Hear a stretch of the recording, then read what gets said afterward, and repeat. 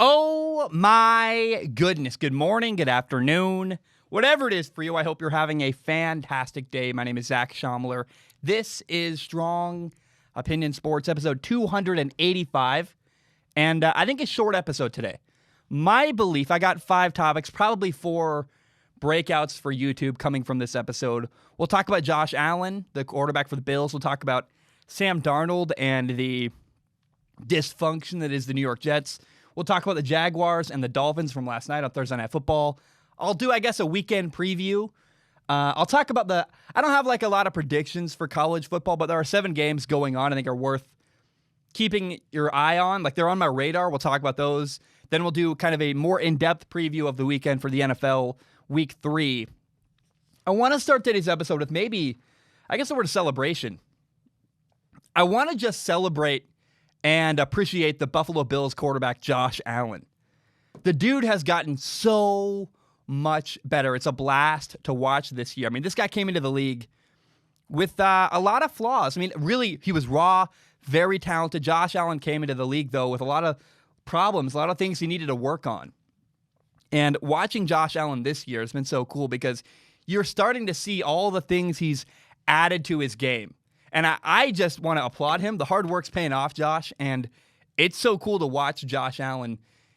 He's just taking a step forward before our eyes. I love seeing it. Probably my favorite thing he's added to his game this year is that he's got touch now. He's learned that not every single throw needs to be a fastball. You know, for example, on Sunday, he made so many beautiful throws against tight coverage where he just took a little bit off. He would perfectly float the ball exactly where it needs to be. And Sunday was huge. In the rain, Josh Allen balled out against Miami. He threw for 415 yards, 4 touchdowns. He ran almost like an air raid offense on Sunday. And I just had a great time diving into the film. Now, this offseason, Buffalo added a receiver, Stephon Diggs from Minnesota, from the Vikings. And adding Stephon Diggs really added so much to their offense. It's really paid off. That move has been already, after just 2 weeks, that move has been a massive, massive move for the Buffalo Bills. It made them way better. He adds to their offense, and really, having Stephon Diggs is part of what helped Josh Allen take this big step forward in his development. And it's so cool to see the little mechanical tweaks that Josh Allen made to his mechanics when he throws the football. There's this beautiful ball down the right sideline to Stephon Diggs against Miami, where he does this like Aaron Rodgers-esque hop with his right foot to get the ball out quickly and to avoid getting hit. And I'm just so excited. We're watching Josh Allen, just grow as a quarterback. I love it, man. Again, came into the league super physically talented but incredibly raw, had a lot to learn. And the step forward he's taking is so cool. Now, he's still this crazy athlete, by the way. I mean, Josh Allen has always been, we know, this big, hulking, massive dude with a cannon for an arm. And, against Miami, for example, he had this throw where he's running to the right, on the run, throws a ball down the right sideline into this tiny window. And not many guys can do that, man. There are throws that Josh Allen makes, you go, oh my goodness. That's just not something that, like, I love Gardner Minshew, the Jaguars quarterback. He's one of my favorite humans in the league. He can't do some of the stuff that Josh Allen does. He's not physically capable. And I'm telling you, man, Josh Allen can run against the Jets. There were multiple plays where the dude was totally dead to rights. And he broke tackles in the backfield, avoided a big loss, ran around, and got a nice gain. And I want this segment, the point of the segment for you, in case I don't want you to miss it, the improvement Josh Allen has made is so, so impressive to me. I love it. It's fun. He's really cool to watch. And he's no longer just this crazy, raw, physically gifted quarterback. No, he's becoming polished. I love seeing that. Now, honestly, when I watched Josh Allen week 1 and week 2, the film of those 2 games, I think what we're seeing from Josh Allen is a good example of what Justin Herbert, the quarterback in LA for the Chargers, could become. Say what you want about Justin Herbert, but if he figures things out in the NFL, there's going to be trouble for other teams around the league because Justin Herbert is 6'6", 240. He's got a cannon for an arm, and he can run. A lot of that sounds like Josh Allen. They're very similar athletes from a physical standpoint. And Josh Allen may be the blueprint for Justin Herbert, how to become polished, how to learn how to grow as a quarterback. Now, I want to be very, very clear. The work is not done for Josh Allen. He's got work to do moving ahead. Nobody's perfect. Neither is he. There's still a couple of decisions every game where you kind of cringe away. You go, Josh, like you're killing it, and then you throw that ball. Kyle Van Noy should have had a pick six in week 2 against the Bills and Miami game.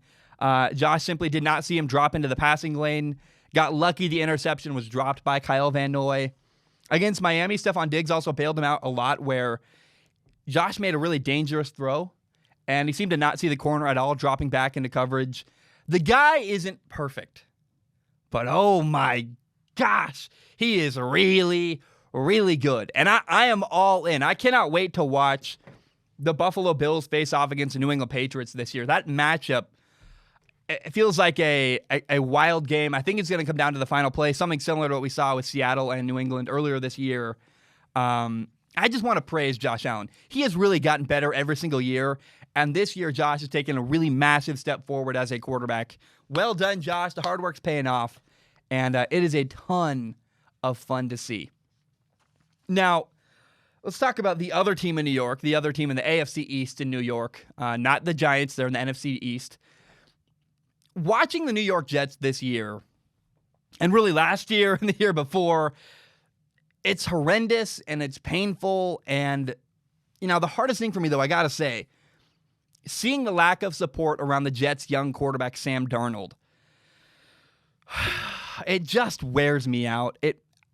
I tried to watch the Jets' Week 1 game multiple times. I watched it a couple weeks. When it happened live, I was trying to watch it, and I turned it off. I was like, I can't watch this beatdown. It's depressing. It's not fun. I forced myself to go back and watch the All-22 film.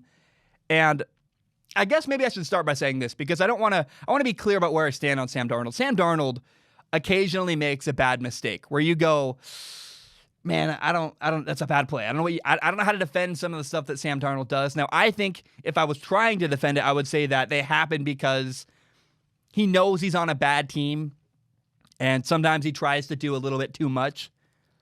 But a bad play is a bad play. I can't really defend that. However, if you watch Sam Darnold, the level of talent, his ability level is undeniable. Any New York Jets fan that watches, and God bless you because I feel bad for you watching the New York Jets this year, you see that Sam Darnold clearly has all the physical tools to be successful. He has it. The problem is he's got to be put in a position to succeed, and New York has not done that. Last year, this year, year after year, we're like waiting and waiting. When is Sam Darnold going to get some help, going to get some support? And it's not just from the people, the players around him. It's the coaching staff. It's everything. He's often running for his life, trying to survive, trying to make plays. Some of Sam's best throws are dropped. And I'm like, oh, come on. Come on. By the way, the guy calling plays and designing plays in New York, Adam Gase, he just seems to have no idea what he's doing. There's a really bad screenplay where the timing's all bad. The linemen don't get out in front to block. It's just a giant mess. And you see that so often where you're like, what is going on in New York? Why can't they have a good quarterback who needs help? And you can start saying, well, Sam isn't making good habits, yada, yada, but that's on coaching. He needs to be coached up. And so the reality is, I've said this for a long, long time. I said it last year. I did a whole film analysis on Sam Darnold. Sam is just not getting the support he needs in New York. And I know people say, well, you're making excuses. Sure. But the Jets have failed him to this point in his career. I mean, there's this incredible throw he made against the 49ers last week. And it's almost become a meme at this point because, Sam on the run throws a dime for a touchdown. And it's just an incredibly difficult throw. You go, that's wild. Not a lot of guys can do that. And kind of the main point of talking about that and illustrating that is that, number one, Sam is very much overlooked and underappreciated because he's on a bad team. But number two, Sam can ball. I mean, the dude is highly capable. He just needs some help. And I am begging the New York Jets, please, please, please, do not waste the career of your young quarterback. I'm asking you.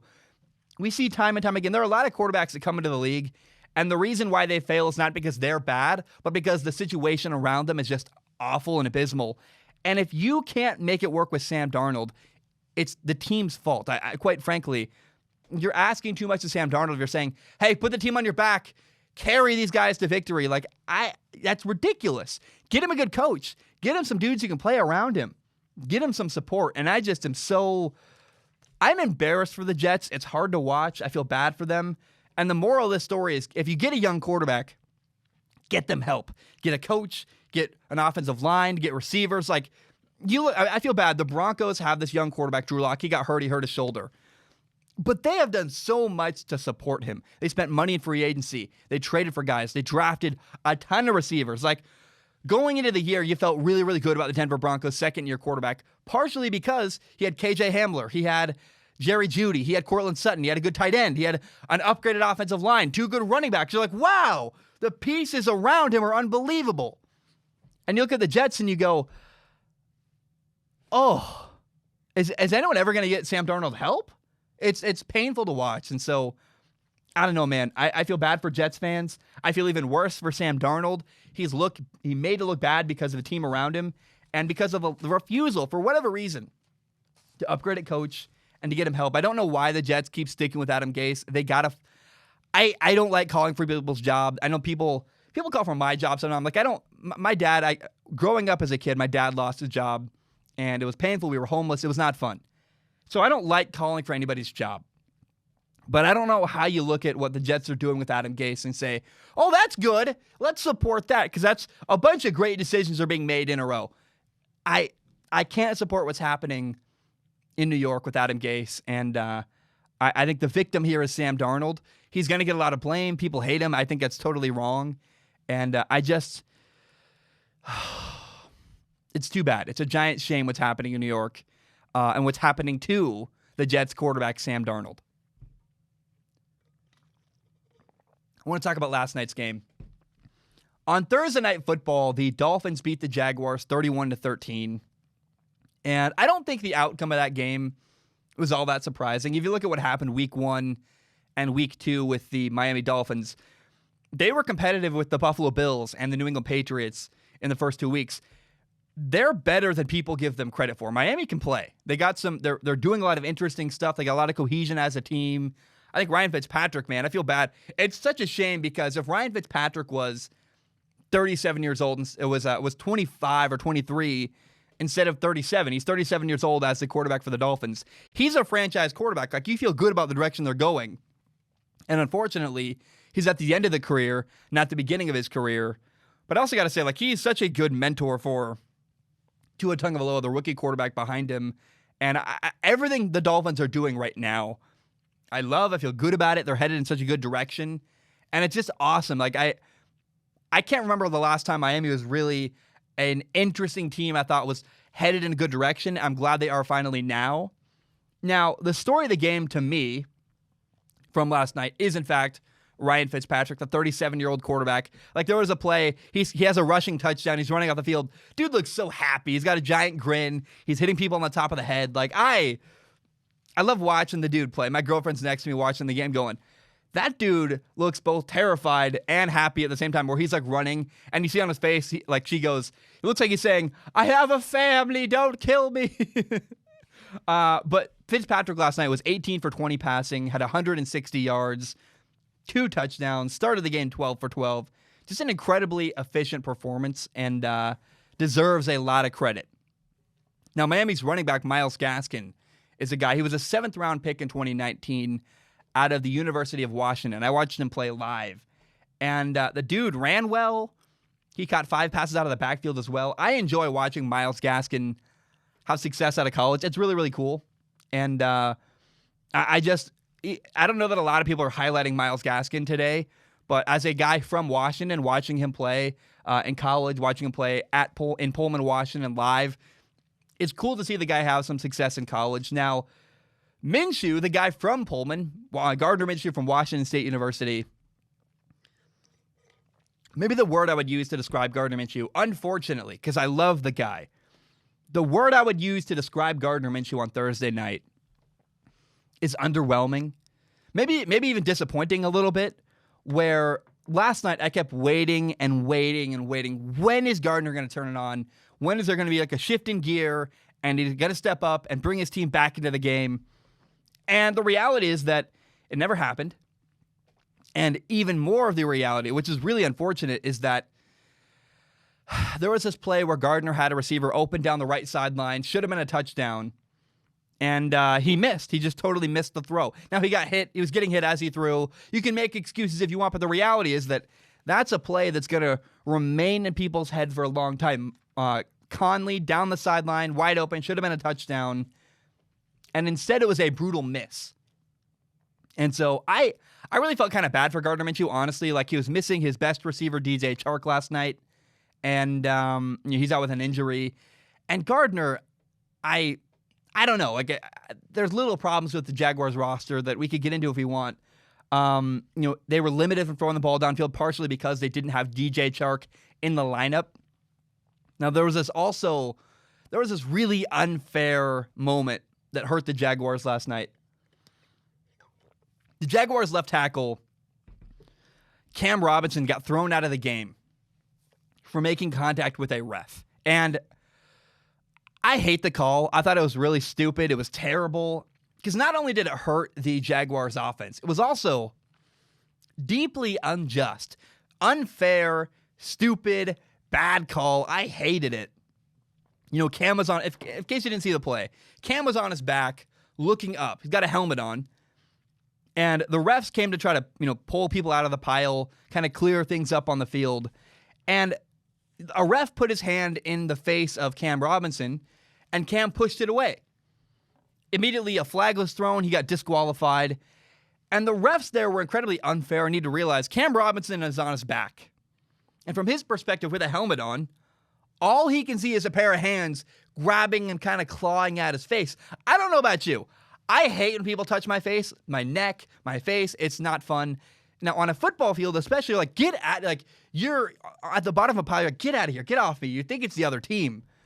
How could he have known that's a referee kind of invading his privacy, invading his space? I just think it's incredibly ridiculous for a ref to get in his space and then punish him when Cam goes, kind of pushes his hand away. That's not a penalty. You don't throw a guy out for that. Say, hey, I'm sorry, miscommunication, but do not ruin a guy's night because the referee, decided to put yourself into his area, his personal bubble. I don't know, man. If you're poking in a guy's face and then you get mad at him for being like, what are you doing?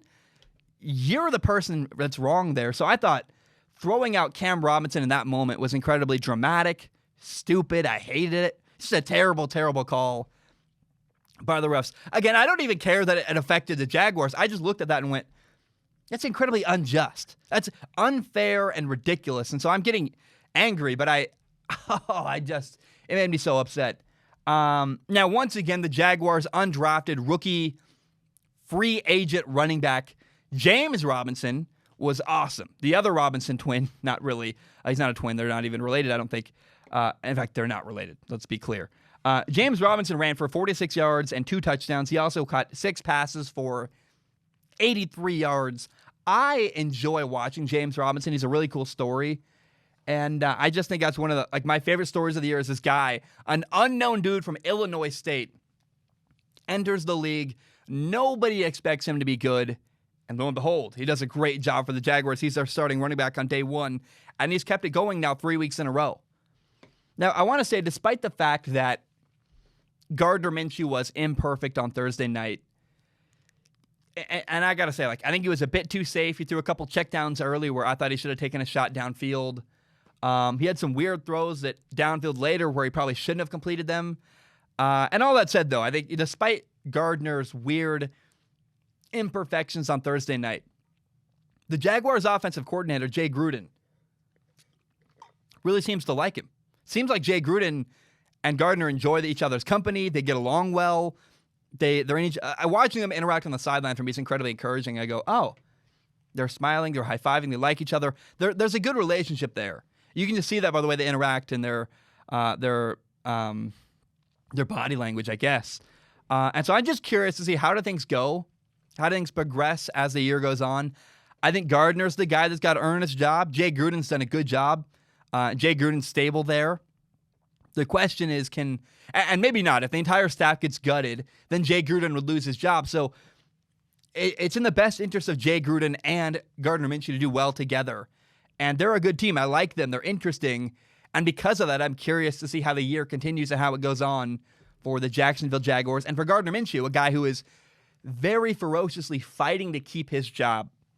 So I'm excited. We'll see what comes next for the Jaguars, and I hope that Gardner Minshew can stick around and keep his job with the Jaguars. If not, I believe he can go somewhere else and keep his job, and maybe not keep his job, but go somewhere else and have an impact on another team down the road, whether it's next year or sitting behind an older quarterback, learning for a year, then playing again in the future. I don't know, but I don't think Gardner's career is over after just this year, no matter what happens, and I'm excited to watch Gardner play the rest of this year to see if he can keep going and keep things better and maybe earn a job and keep his spot in Jacksonville. Okay, I want to talk about college football real quick. We're flying through today's episode. I guess that's intentional, too. There are 7 college football games this weekend that are on my radar. Now, it's hard to know what to expect. It's the opening weekend for the SEC. There's a lot of games I go, like, I have no idea what's going to happen. I know some of the players in this game, and we'll see what goes down. So this is not a preview or prediction. This is just me sharing the list I have of games that are on my radar that I think are interesting or fascinating for this week in college football. So number 1, you got K-State at Oklahoma. Oklahoma, I believe, is the number 3 team in the country. They got Spencer Rattler, this ridiculously good quarterback. I'm excited to watch him against a more legit defense than, like, who'd they play a couple weeks ago? Like, some random FCS school. I'm like, that's not even fun or interesting to watch. You also have Florida at Ole Miss. Going to be interesting. Kyle Trask and Ole Miss. That'll be fun. I guess I'm curious to watch Tennessee now that I mention it. I don't know who they're playing this week. Somebody unranked. But Tennessee is interesting because I believe they have Felipe Franks, the quarterback who transferred from Florida at Tennessee. I could be wrong. Maybe it's somewhere else. But either way, I got to track down Felipe Franks, see where he is, and follow that game, see how he does this year. You also have Mississippi State at LSU. That is Mike Leach, the new Mississippi State head coach. It's his first game coaching at Mississippi State with the Bulldogs at LSU in Death Valley. I don't know if they're going to have a full crowd there or not. I would guess no, but I have no idea. It is the South. They seem to be very liberal about letting people anywhere in their stadium they want. And look, if I can ever go to a game at Death Valley in my lifetime, I would love to be there at a night game while Death Valley is going crazy. Now, we also have Alabama at Missouri. That'll be interesting to see. I want to watch Alabama's quarterback situation, see what happens in that game. We'll watch Florida State at Miami. De'Aaron King against a more legit defense like Florida State. I think De'Aaron King, the quarterback of Miami, and Rhett Lashlee, the offensive coordinator, they're this crazy good, interesting duo. And I can't wait to watch them this week against, hopefully, a more talented defense of better players. We also have Kentucky at Auburn. Kind of weird right now. If you look at the college football rankings, you have the number 8 team in the nation is Auburn, but also the number 8 team in the nation is Texas. I've never seen this where they have the same exact amount of votes and they're a complete tie. I don't know how that happens. It's very weird, but Texas and Auburn both are sharing the number 8 spot in the nation for right now. Very weird. I'm sure that it's like a weird coronavirus thing or something where they're like, well, their year hasn't started, this year has. I don't know how it works, but it's very weird and bizarre. Now, we have Kentucky at Auburn. That'll be interesting. 2 teams that I believe are ranked. I think Kentucky's 22 in the nation. Auburn is number 8. 8 number A. Well, 8 number B is Texas. And that leads me to Texas, which is playing at Texas Tech this weekend. And I look around college football, a lot of interesting games. Now, Clemson doesn't play this week, unfortunately, as far as I can tell. And I don't know, man. There's a lot of games this week that are going to be interesting and fascinating to watch. The SEC is starting, and it should be a ton of fun to watch what happens. And I'm very, very excited for college football this weekend. Now, NFL Week 3 is here. I want to run through the schedule for this weekend. I'm not really sure if I would call this predictions or not. Maybe interesting storylines. Maybe an NFL preview for the weekend. But right off the bat, there are 2 games I'm looking forward to. They're both primetime games. This is Sunday Night Football and Monday Night Football. On Sunday Night Football, you have the Packers at the New Orleans Saints. So Drew Brees versus Aaron Rodgers, 2 really good aging quarterbacks. Now, I think the Packers defense is better. I also believe that Aaron Rodgers is the better quarterback. If someone said, hey, Zach, pick a winner, I would say, I think the Packers are going to win. But the reality is it's really hard to tell what's going to happen. I just don't know enough about these two teams yet. I haven't seen them play enough yet. And we're going to learn a lot. I thought that, the Packers have dominated the first 2 weeks. They dominated the Minnesota. They dominated Detroit. We saw the Saints lose on Monday Night Football last week to the Raiders. So it's hard to tell. And now this is also football. You can't, in the NFL, every team has an opportunity to beat every single team any Sunday. If you have a bad game, you lose. It's not like college football where New Mexico State is never going to beat Alabama in college football. So I'm curious to see. This is a very even matchup from what I can tell. And what I'm excited for is if it's not an even matchup, we're going to learn a lot about New Orleans. We're going to learn a lot about Green Bay. We're going to learn a lot about these two teams and how they play each other on Sunday night. It's going to be an awesome game. I'm excited to talk about it with Tom Grossi next week. Going to be really, really cool. Now, on Monday Night Football, you have the Kansas City Chiefs at the what am I saying? Wow. At the Baltimore. I saw R. My notes say R. I went, oh, the Rams. No. The reason why this game is exciting is it's the Chiefs at the Ravens. That's Patrick Mahomes versus Lamar Jackson, the two most recent NFL MVPs squaring off against each other. And really, you got to say, too, finally a good Monday Night Football game. Monday Night Football for a long time has been very the matchups suck. The broadcasting hasn't been very interesting. Finally, we're getting a good, interesting, exciting Monday Night Football game.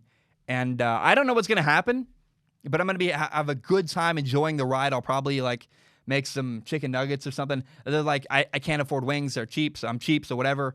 And I'm going to have, I don't even know.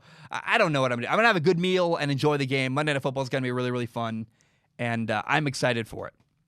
Now, we also have the Rams and the Bills on Sunday. For me, the Rams are better than people realize. The Buffalo Bills are, I think, the best team in the AFC East. Josh Allen looks incredible so far this year. And the Bills have an opportunity to make a statement on Sunday against LA.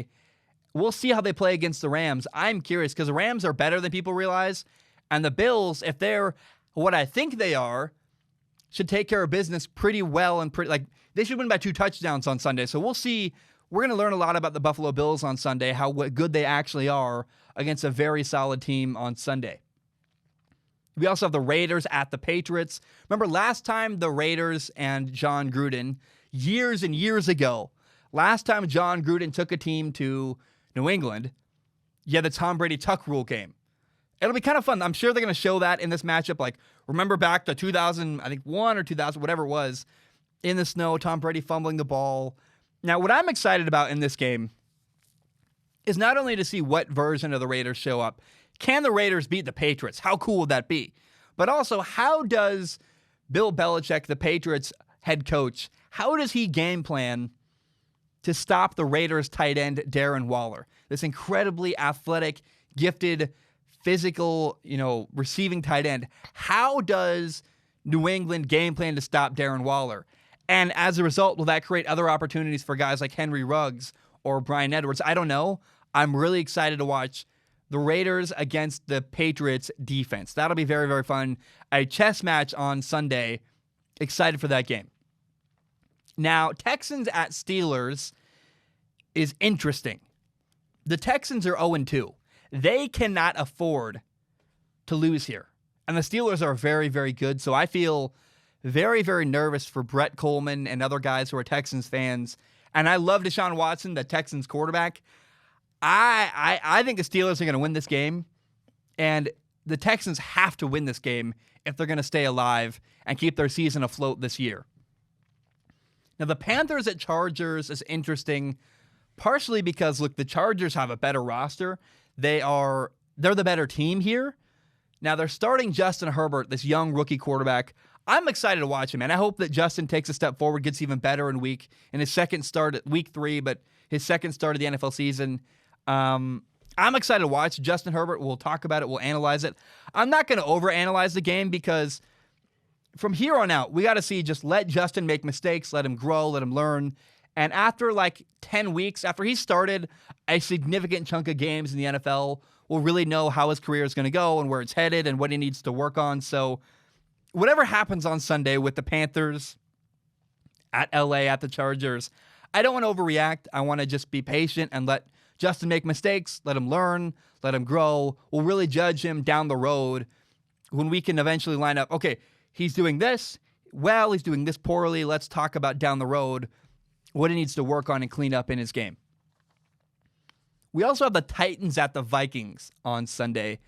Before the year started, I would have told you this is a very, very fun, great, exciting game. And it still might be. It's the NFL. You never know. But after watching the first 2 weeks of the season, I am afraid for the Vikings, man. The Minnesota Vikings have not looked good in the first 2 weeks of the year. They got badly beaten by the Packers, then badly beaten by the Indianapolis Colts. And the Titans are no slouch. They're a good football team. They got a good quarterback, Ryan Tannehill, a really good running game, a very good defense. I am nervous for the Vikings on Sunday. This could be a blowout if things don't go well and don't go their way early on. Now, Washington at the Cleveland Browns. These are two teams in transition, but Washington has this crazy good defensive line. So my fear in this game is that Cleveland Browns quarterback Baker Mayfield could be running for his life. I hope he does well. I am very interested to watch how Baker Mayfield plays on Sunday. And then can Dwayne Haskins, who's been very uneven this year, can Dwayne Haskins clean things up as a quarterback for Washington? Now, Cowboys at the Seattle Seahawks is very interesting to me. The Cowboys have a lot of talent, and Seattle's banged up with injuries. So I think things work out. It's going to be an interesting game. I'm certainly hoping so. I'm curious what happens there. We got Russell Wilson against Dak Prescott. Russell Wilson's obviously the better quarterback. Can Dak, I don't know, if Dak can come home and win this game, can, I guess, go to Seattle and win this game, I would be so excited for the Cowboys and their future. I want to see Dak keep taking a step forward. He was good at the end of the game last week. How will Dak play down the stretch against Russell Wilson and the Seattle Seahawks? That's what I want to find out and see on Sunday. Now, the Bears at the Atlanta Falcons. Really, the question is, can the Falcons bounce back from blowing a massive lead last Sunday against the Cowboys? And then how is Mitchell Trubisky going to do? I have no idea. So I want to find out, how will Trubisky do? How do the Falcons bounce back? It's a game I'm not very emotionally invested in, but I'm curious to see what happens between the Bears and the Falcons. Now, there are 5 games left, and I'm curious to see which of these next 5 games will turn out to be the big surprise. It goes to overtime or is really, really close and is a lot of fun. Like, what games of the next 5 I'm going to list that seem like not very interesting, not very good games, at least one of these 5 is probably going to turn out to be a very interesting surprise football game. Let's get into those next. First, you have the 49ers at the New York Giants. The 49ers have a bunch of injuries, man. Their quarterback is out. Their tight end, George Kittle, is out. They got a backup quarterback, Nick Mullins, who I really like. Everything I've seen from him so far in his career, I really, really enjoy. He's one of the better backups in the league, in my opinion, from what I've seen up to this moment. Against the Raiders, he was phenomenal. I think Monday Night Football 2 years ago, maybe, against the Oakland Raiders back then in the Bay Area, the battle for the Bay. Oh my gosh, man. Nick Mullins really stepped up. It was awesome. It was a ton of fun. I am curious. The Giants have an opportunity. Like, normally the 49ers and the Giants is not an interesting or good game at all. But because of the 49ers injuries, the Giants have an opportunity here to at least make it close, if not win. So this is a game of the 5 games I look at this week and go, don't really care. This game could be interesting, have a close finish or maybe a surprise ending. That's what I want to see on Sunday from the 49ers and the Giants. The Bengals at the Eagles. Joe Burrow versus Carson Wentz. The Eagles have to win this game. We'll watch as Joe Burrow continues to make progress in the NFL. But this is a game I don't know what to make of it. I think it's two teams that are very subpar. And Carson Wentz better play well against Cincinnati, or else it might be getting close to time. Like, we're not there yet. But I fear that at some point this year, if Carson Wentz doesn't play better, we're going to see Jalen Hurts play this year instead. This is an interesting storyline down the road. Can Carson Wentz keep his job in Philadelphia? It's literally that bad right now. He hasn't been the same since hurting his back a while ago. And we'll just see how things continue for Carson Wentz down the road. Now, Jets at Colts. The Jets are abysmal. I'm probably not going to watch this game. I can't watch any more New York Jets. I watched their first 2 games of the week yesterday, and I'm like, I really don't want to watch any more New York Jets games. They're not very fun. The Colts are, I think, way better up front, and the Colts should win this game very, very easily. The Buccaneers at the Broncos. The Broncos have a ton of injuries. I feel pretty bad for Broncos fans. Their quarterback got hurt. The Buccaneers should win easily. Tom Brady and the Buccaneers should dominate this game. If that doesn't happen, that might be a big surprise on Sunday. The Lions at the Cardinals should also be a blowout. Kyler Murray is the star of this game. He'll be fun to watch. But the last 5 games of the weekend, the 49ers, Giants, the Bengals, Eagles, Jets at Colts, Buccaneers, Broncos, Lions, Cardinals, they're just not, they're like, I'm sure one of those games will be better than we think going into it. But we'll find out. But thank you. Those are my thoughts on week 3. Should be a fun week. Hope you enjoy it. And enjoy football, man. It's going to be a blast. So, guys, that's all I have. Thank you so very much. My voice needs a break. I just talked for about 35 minutes in a row, nonstop. I need to keep drinking water, have a meal, and get this out to you guys. So, thank you so much. Have a great day. Bam, we are done.